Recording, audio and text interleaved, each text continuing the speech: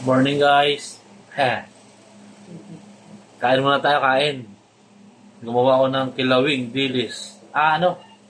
Tawilis pala na isda. Ayan guys, oh. Nakakita kasi ako sa palengke, sariwa pa. Fresh. From the farm. Siyempre, galing dagat. Kaya bumili ako. Sabi ko, bili nga ako. Pag Ilonggo ka kasi, dapat mahilig ka sa ganito eh. Kain tayo. Tapos may inihaw ako dito yan bato ng baboy.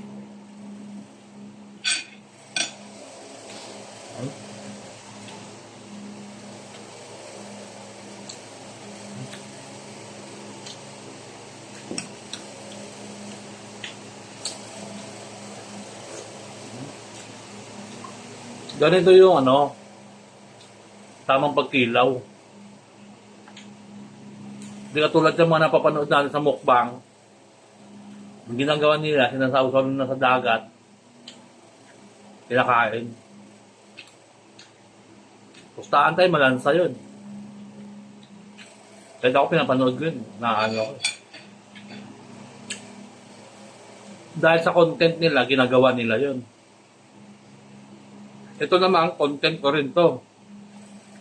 Pero sa proseso. Ba? Pero yung sa inyo, wala sa proseso yun. Kain tayo.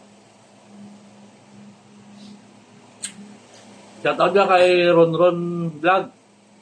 Kay Boy Paragaak. Boss, may udto lang sa imo ah.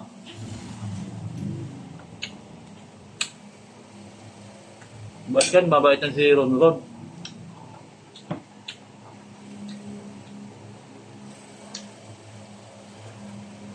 Sarap.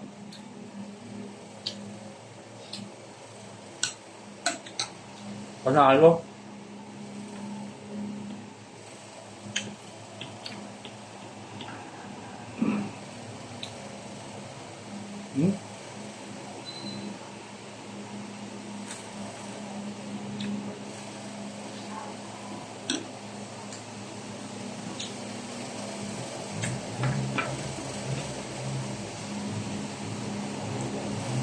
Ang sarap. Sarap talaga niyan. Medyo nalalasama yung tamis tsaka yung asim ng suka.